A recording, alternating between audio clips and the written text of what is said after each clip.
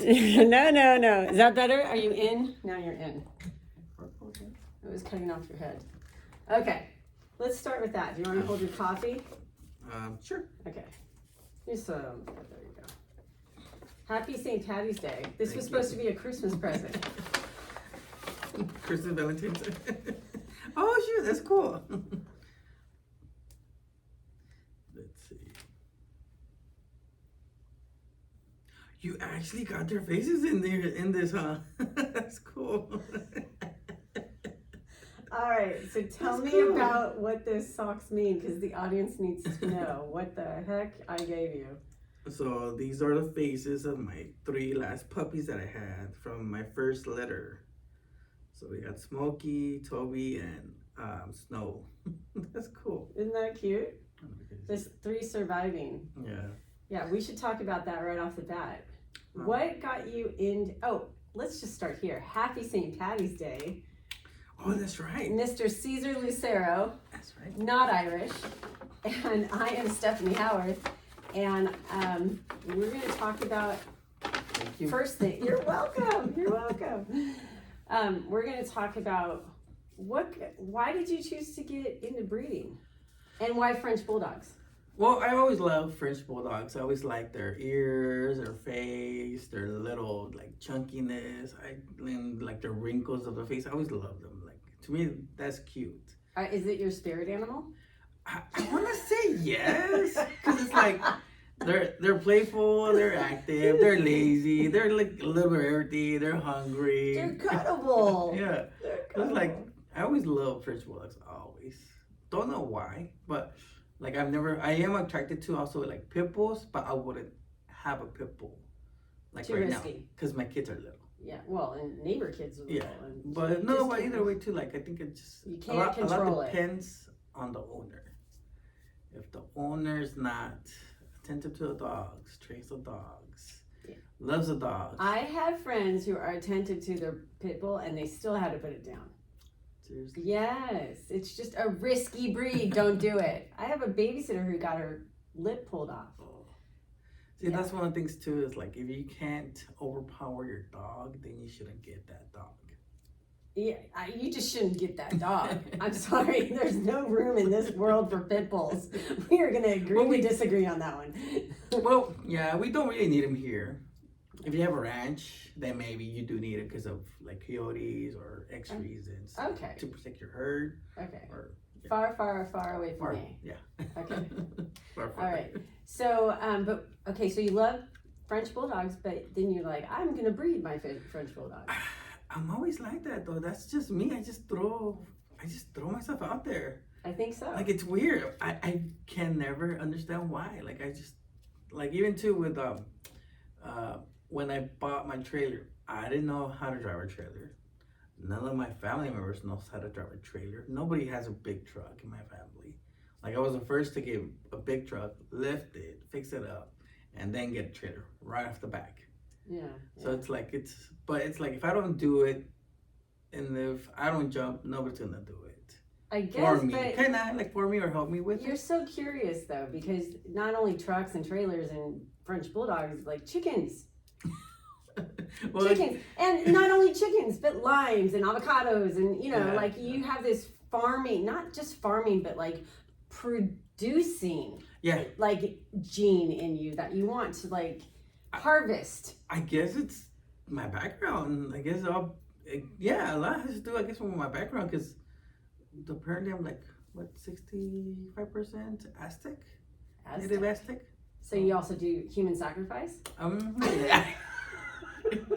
If it's in your blood. Yeah. Okay, let's go to your background a little bit here. So you have all this rural tendencies, right? Rural being like farm ag, kind of tendencies. But you grew up in Santa Ana suburbia. Yeah. So tell me a little bit about your background, where you grew up. So I grew up in Oaxaca. Found out like 10 years ago that I was actually born in DF, which is Distrito Federal, which is the city in Mexico. Does that have an English slang translation? Mexico City, I guess. But you Maybe. you gave it such a descriptive, elegant Latin term just now. Distrito Federal. The Federal Street. I have no clue. You're cute. I just know you. They have a joke like, oh, if you're born from DF, Distrito Federal, you gotta be careful with your wallets. I guess they steal a lot there. F.A. That's where we got the term F.A. Probably. So yeah, so I was born there, but then my dad actually, they're doing very well. They were selling candy, like they were making really good money for that time in those years. Which is, I was born in '86, so they were already doing that. So '86, and I think 3 years after, so '89. They were living there, and then my dad he got shot actually. Yeah, you know, I did I've never told you this. know that. So my dad was he got jumped. They were trying to steal his money, and I guess like he got because shot. he was vending on the street. Mm-hmm. Okay. So he was actually going home. He didn't get shot until he was like getting to the house, like literally like 2 blocks away or something like that. I was little, so I never knew this until like they told us the story. And then my dad ended up going to his neighbor's house because he was bleeding and everything. And then Where did he get shot on his body? on the back, like on his right side. Oh, it could have been fatal. Yeah. Oh. Yeah. It wasn't like the leg. No, it wasn't. It wasn't just to cripple him to take his money. It was that's brutal. Yeah. Brutal streets. Okay.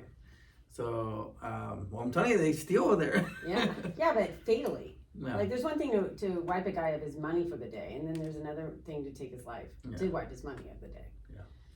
So then my dad got scared. Well, so he got to the neighbor's house. The neighbor was like helping him, and I guess from all the commotions, all the neighbors like gather up, and then I guess my mom and my grandma or whatever, whoever was living with my mom there, like raced to see what was going on. So they saw that was my dad. They called the ambulance, or they took him to the hospital. I don't remember. Yeah. But so he got the help, he got fixed, and then ever since then my dad got scared to go back. So then they ended up going back to the pueblo, to Oaxaca. Oh, okay. Yeah. That's where you got a little more rural experience. Yeah. Now, how many kids are involved at this level? At this moment, I was like 2, maybe 3. Okay. And then my brother Orlando, 1 year older than me, so he was like 4. And then my brother Omar, I guess he was like 5 or 6 around that time. So, so then they moved back to Oaxaca, and then from there, I guess they settled a little bit, but then my dad wasn't winning the same amount of money as he was in the city compared to the pueblo, because the pueblo's very poor. Like, it's a lot of elderly people. It's like a town for like 3,000 people max, maybe. So, yeah, my dad decided to migrate to the USA. And that year was? I want to say, well, he was here. So this was 1989 when he migrated. So I guess a year after, then we came. 99? Yeah, around 99, 2000. That's when he migrated here. But you went to Santa Ana High School? Yeah. Okay. Yeah, and then I thought you migrated 10 and under. Well, 1989. Sorry, you're right. Yeah, 89. 1989. Yeah. Okay, tell them. 89. He came over when he was 8, 9, 10? Yeah. So, no, I was like 4 years old, around there. There we go. So you Pueblo for like 2 years. Yeah, no, At about the a most. year or something. Yeah, and then he's like, no, I'm not making money. Yeah. Let's go to the U.S. Yeah. Much more profitable in 89. In the U.S. Yeah, those were the good times. Everybody was making money. The 80s were the best. Yeah, everybody was making money. So everything was good. He migrated here. He was living with his brother. His brothers were already here. Majority of all of them were here. So were my mom's side of the family too. They were already here. Okay. So you were the last to come over. Yeah, we were. And then the last let's acknowledge the fact that you got your citizenship. Yes. Through my marriage. Through your marriage. Oh, she was here the whole time. Yeah, she was not born. No. Oh, okay. So Vane, she was born here. She was born in Watsonville. Oh, okay, yeah. So up north. Yeah. Yeah, she was born in Watsonville, and I guess like a couple of years later or something like that. That's when they moved down to Orange County in Costa Mesa. Okay. But yeah, the story was he was almost born in like the what's it called, radish fields. That's crazy. So her mom was pregnant and still picking radishes while she was pregnant, her whole like pregnancy period. Yeah, Watsonville, Gilroy, that whole area is agricultural. Oh, yeah, south of nice. south of Santa Cruz and Casa de Fruta. Did you ever go there? No, I never. Oh, you didn't? No. You should take the girls. There's like peacocks walking around and. Oh, really? Yeah, you would love it. I've gone. It's old school too. I've seen that. What is it? The Madonna Inn. I've been there. That's much more south. That's Central California, and that's near San Luis Obispo. Oh, okay, yeah. Yeah. I like San Luis Obispo. I know. You like to travel. You like to see all the places. Yeah. You like all the outdoorsy places. I like everything. Yeah. Well, okay. Let me. Vancouver. Except for high traffic. Yeah, I don't see you traveling to like high-end cities like New York or Seattle. Washington, Yeah. Doesn't get my Vancouver. attention. You're like, don't give me high rises. No, You're not that kind of guy. Give me trees, landscaping. Give me that. Yeah. Give me animals. I'm yeah. good. Yeah. I just saw a squirrel get run over today on Ortega. Ouch. Well, it's a rodent. Has nothing to do with your story. But you brought up animals and your love for them. So I saw one squashed and it flipped, like a lateral flip. I'm like, oh man. Unfortunate. Okay. So now you're a citizen. What do you do for a living? I guess a little bit of everything. You are a jack of all trades. Because originally, like, my dad inputted his, I guess, like, work ethic to me, which is like, stick to what you do and just stay with that. So it's like, he would just do painting and that was it. Like, clients would tell him, oh, can you, like, hang a picture? He wouldn't do it. Or like, hey, can you, like, move my cabinets? He wouldn't do it. Handyman stuff he would not do. No, he wouldn't do anything outside Just paint. Paint, yeah. And he's a masterful painter? Okay, because we have a term. He's production worker. He does production work. He doesn't do custom work. Like, his work is really good and super fast, but it's not to the fine detail. It's not specific, like, oh, get the line straight. I'm listening. I just noticed that you might need some water because I'm coating your throat with all the coffee. Let me get you this. All this stuff can be edited out. You know, that's the beauty of this. Okay, back to production work. So my dad was working. I think he worked for like 6 different builder companies. I guess a few were like 12. No, not 12. Chappelle, SNS, like production companies like that. Builder ones. Building development. Yeah. So he could just do kitchen cabinets and kitchen cabinets and kitchen cabinets. Yeah, but it was painting. So after the drywall's up, just paint. Yeah. Yeah. So that's what he would just do, is just paint. And that was a salary job. Yeah. So he. He had a cushion, the comfortableness of he was hustling, below the border, but he really knew. Oh, yeah. You're right. Yes, you're right. Correct, and then he got a steady paycheck here. Yeah. So he got really comfortable. It was good pay back then, of course. Yeah. Both parents were working though. Like my mom was working too. My dad was working. My mom worked like graveyard shifts, which is really bad. Yeah. And then my dad would work during the mornings, so they would switch to take care of us. So that was his job. He would just stick to that, and that's why he would input me. Because then clients would ask him, and I was there working with him, like doing like little things like covering, picking up, prepping, stuff. grunt work. Yeah. So we got a chalan. We got a chalan. Yes, he would have paid me back then. This is how Joe, my broker, this is how he got started. His dad just put him to work, not compensated. Yeah, that's how you start. It's like great. What do they call it? There's that word we do use now. When you pretty much go for an agency and they don't pay you, so it's not. What's that word? Keep describing it. Well, yeah. I guess you work for a big company, but they're not gonna pay you. But you're as long as you get your foot in, and then maybe you get there. You go, intern. So we were interns. Sure, child interns, teen interns, right? You took your lumps. Yeah. So yeah, I did that for my dad for a while, and then I didn't. I liked it. I didn't like it too, cause like I told you, like it didn't get my attention the way he worked.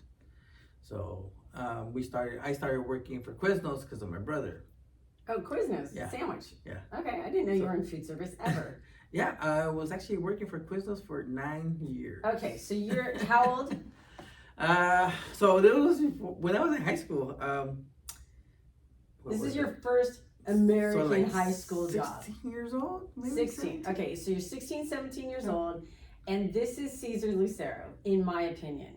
He is either going to go blue collar and follow his dad, or he's going to get into the food industry. Well, let's talk about your love of food. oh, I love food. Oh, I'm a big foodie. You don't show it.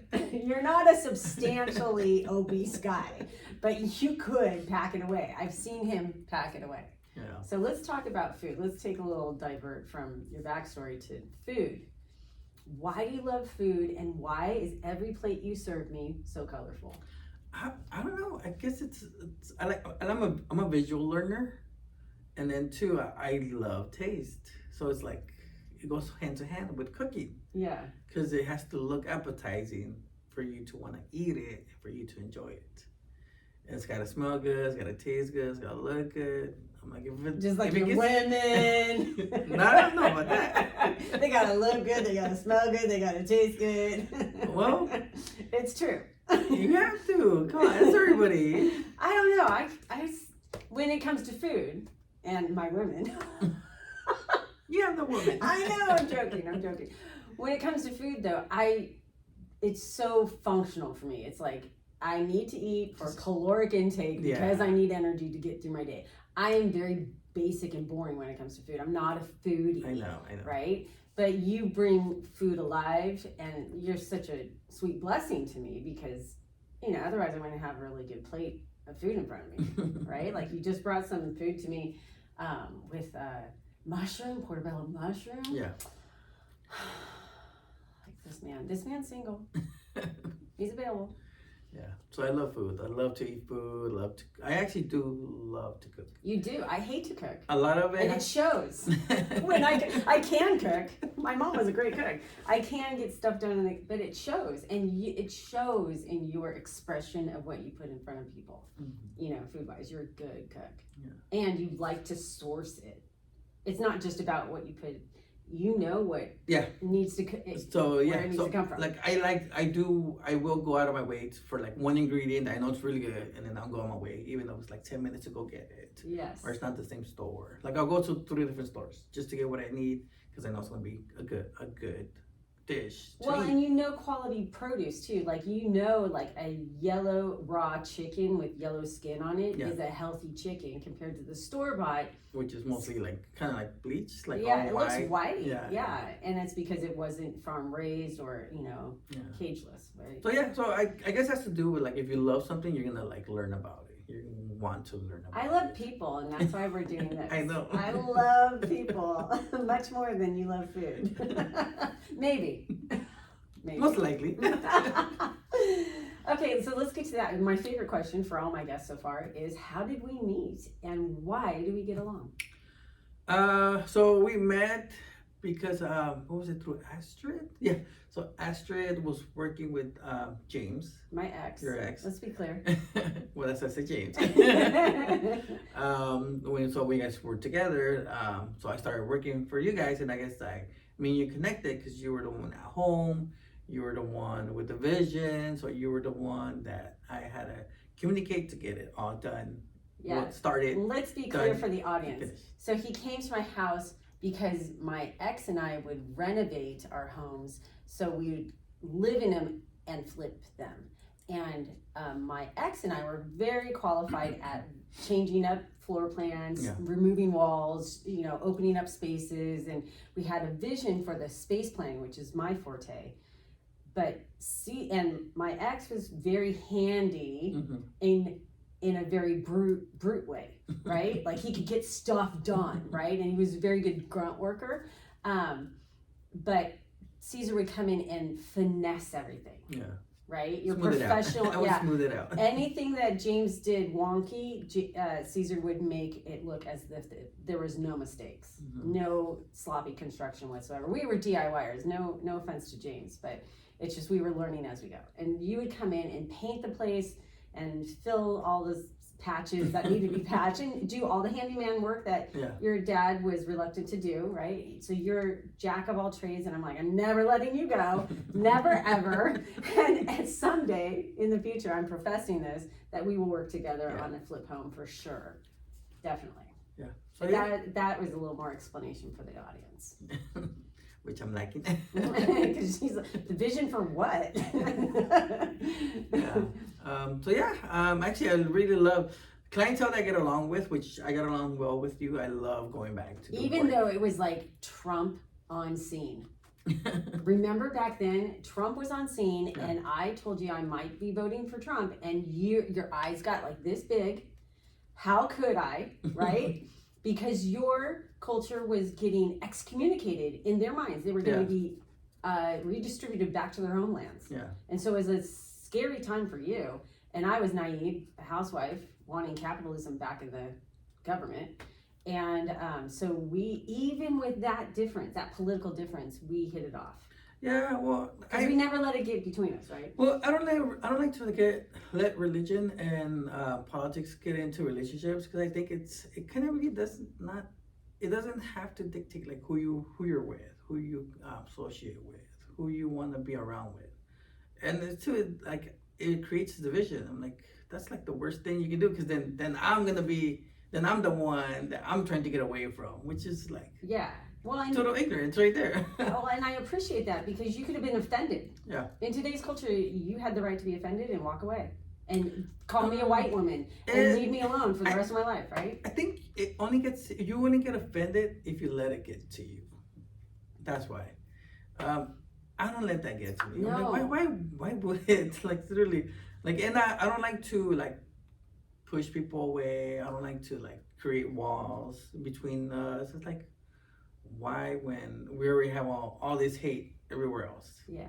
Like, why even bring it home, or why bring it to your work? Why bring it to your like social like gatherings? Why? Like, there's no point. I really don't see it. I think that's our common ground. Yeah.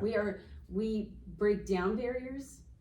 Like, I go into your hood, you go into my hood. It's not I know, which deal. I was very happy that he actually went to my daughter's baptism party. Yes. Which was cool. Yes, and then you came and trick-or-treated in my hood, right? Like, we didn't let any kind of man-made cultural separations, dividers happen for us. Yeah. We always broke down the barriers. I love it.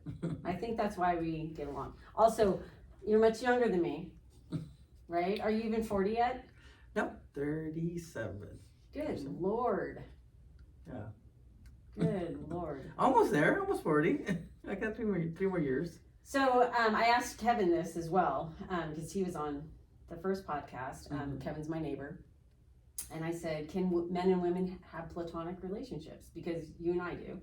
And most of my guy friends are platonic. I don't know why one won't break through, but so it will be, right? But what do you think is the magic of our platonic, relationship? Why? Because we talk not dirty to each other, but like we talk like dudes to each other, right? Yeah. So it's not like I don't know. What's your take on it? I don't know. I never really like put a label on it. But it works. It works. I don't know why. I don't know. Like, it's different. I guess the age, maybe. Yeah, maybe. Or maybe. Age.